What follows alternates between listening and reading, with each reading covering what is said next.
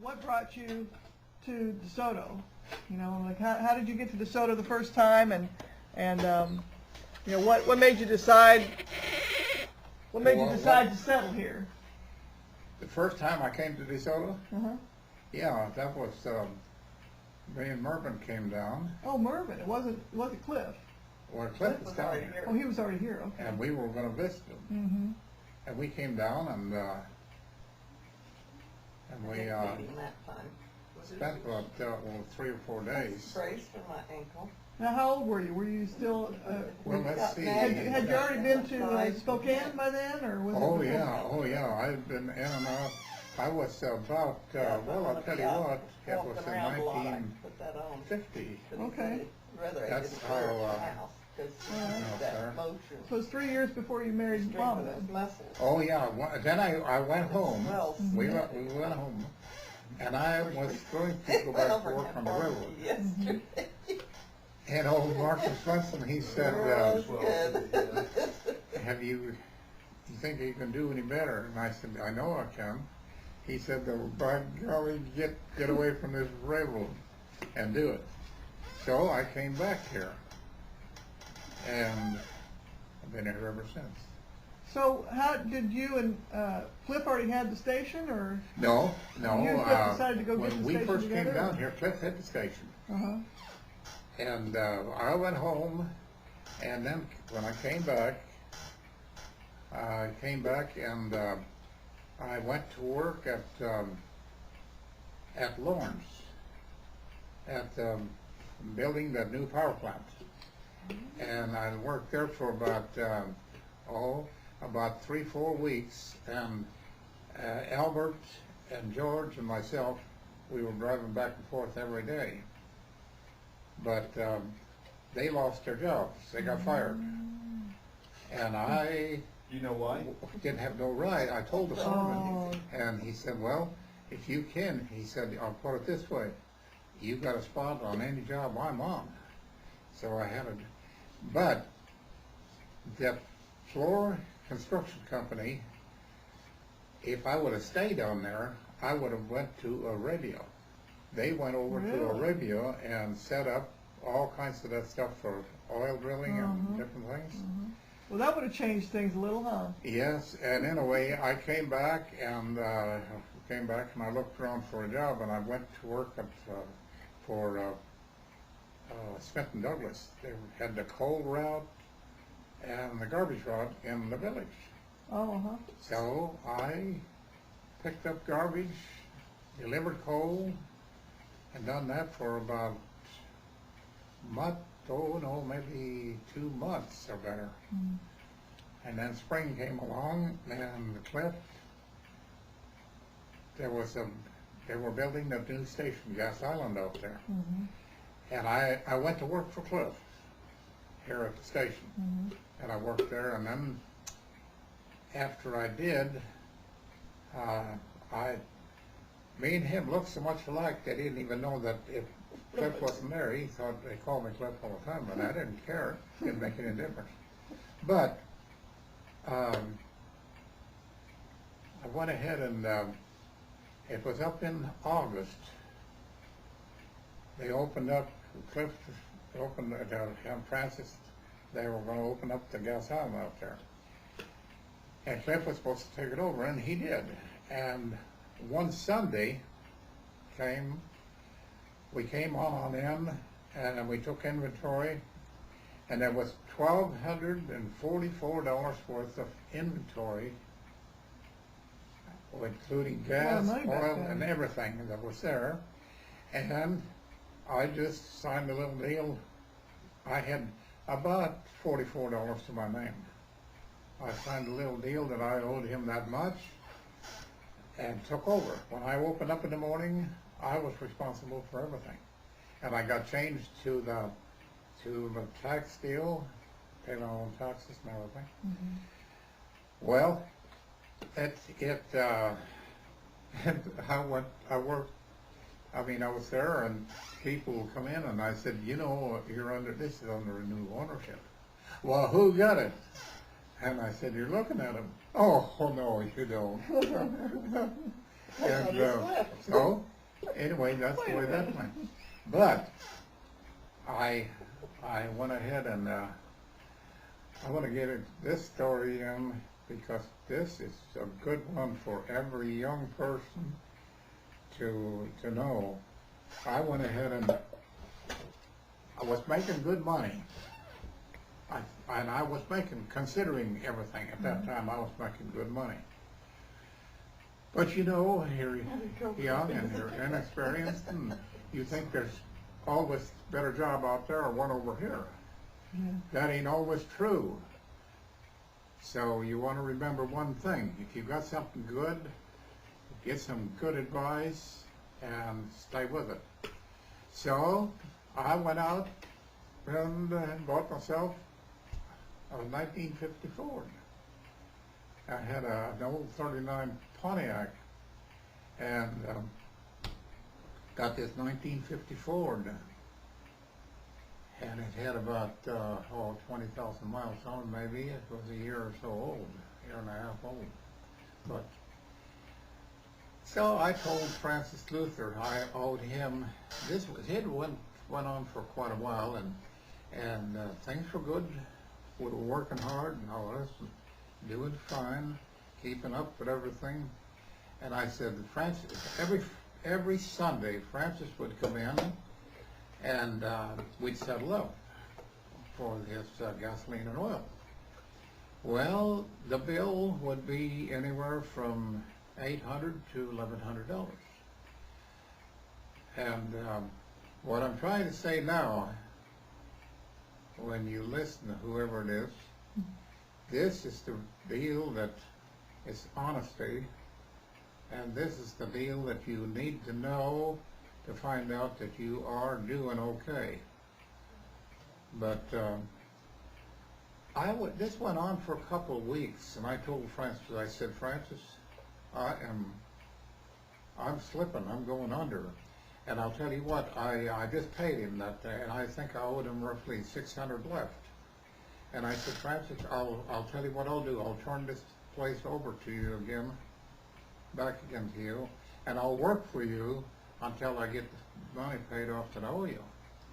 Francis said, do you really think you're going broke?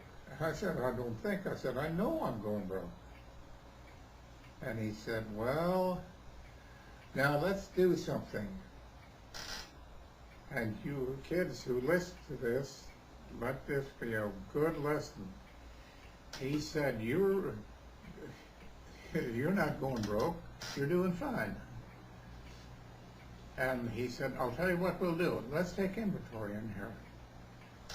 So we took inventory, a rough inventory, counted all the oil, counted all the tire repairs and the new tools that I bought, the cigarettes up and up there, and the candy bars that was in there, and all the odds and ends that you need for business. And he was keeping track of it. He had it on a sheet of paper. Now he said, let's take the stick and go on out and check the gas tanks. We had a 5,000 gallon gas tank, and we had 3 560 gallon gas tanks, and a fuel oil tank.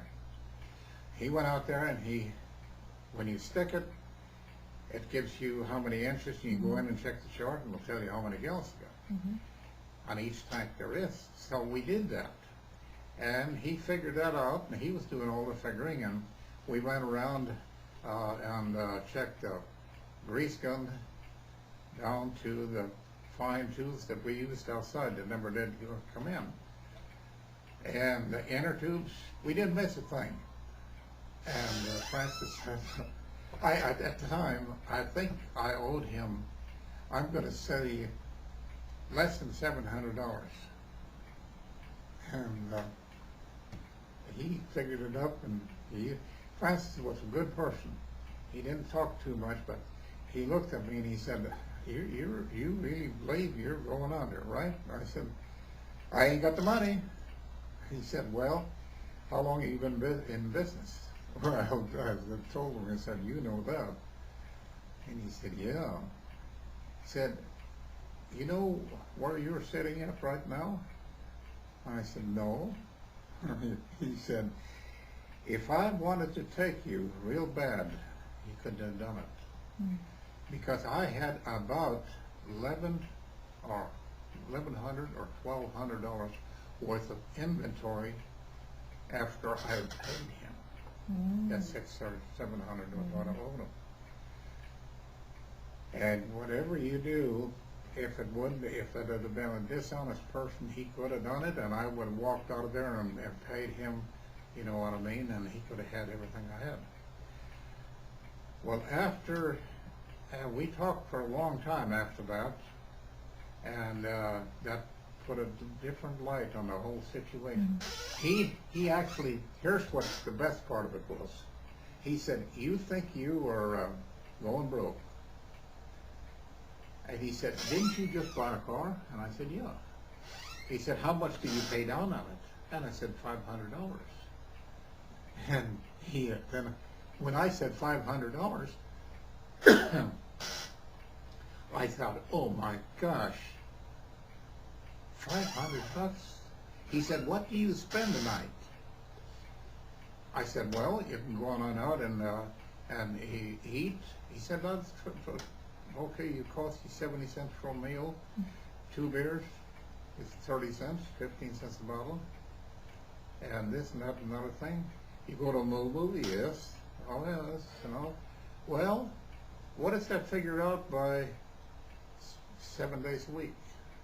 And then you're for the sleeping room. We added that in again on it. And it was quite a deal, believe me. And I thought, boy, oh boy, that was good. And then that's when, after we got married, we went home, and I'd already traded the 50 Ford for a new pickup. And that damn pickup, that was a 52 Ford pickup. Oh gee, it was a good vehicle, but a pickup. So I traded with Cliff. He wanted it, and he had a 51 Ford, and he bought it new, and I just swapped, and I don't know how we done it, but anyway, I swapped with him, and he got the truck, and he owned it for about 3 days, and he sold it to Bill Tyson because he didn't like it either, and you know, and then he went out and bought a new Oldsmobile. But me and the truck went home, and I tell you, at that time, I had bought $700 worth of savings bonds, $700 in the end when it paid off. But you see, that wouldn't be, I don't know if it amount to about $500 and few dollars. And that, but and anyway, I took them home, and I showed my dad. I said, I told him. He said, have you got that? You made that? And you still got money in your pocket? He said, I said, yeah. And I said, I got that business. And I was telling him, I was thinking of getting the heck out of it, and still, you know, doing something else. He told me, he said, I'll tell you what you better do. He said, you better slow down, and I mean slow down. He said, do you realize how long it took me to make half the money that you have here, just half of it? And I said, no. He said, just about a lifetime. He had, from the beginning up to the 40s, before he started getting ahead. And he said, if you're doing what you're doing, he said, just forget about everything else and stay with that. Don't even think of doing anything else. And, you know, that all set in, and everything was going good. And it takes a lot of hard work, and if you've got the time and the patience with people, And if you can keep the customers coming, and you've got to take a lot of crap when you're Yes. working with the public. And but I'll put it this way: I kept on getting ahead a little bit. We bought a trailer house. Well, we lived, first of all, we lived in a small little a old chicken house behind the bank. Cale Copen had it. I think we paid $7 or $8 a week rent on it, and then we moved down to Chambers Apartments. We moved down to the Class A Roach Inn, and we lived down there for quite a while. And roaches, we'd keep them if we run them all over there. So then the people over there, we'd do it so they got going to the people out here. But they were so bad they even had a trail in the dirt where they'd go. Oh, my. When the two of us in the apartment got together and sprayed, they'd leave that house and go to the cabins or go next door. but we went ahead and there was a trailer house that Louis Lemke had done. It was a little one, and he wanted $575 for it. And I decided that would be a good investment. And I went up to Art and I said, Art, I need to buy that trailer, and I want to pull it in behind the station. This is Art Gabriel, right? Yeah, it was hard up the bank, yeah. And I got to see, he owned the station, the building, and I was paying him rent by the gallon. He said, yeah, and he said, I'll tell you better yet what I'll do, if you want me to. He said, I'll just write a check up here, and you can make payments on the trailer. Now, it was a good deal for him, and it was a good deal for me, because that station had been changing hands back and forth until Cliff got in, and then I got it.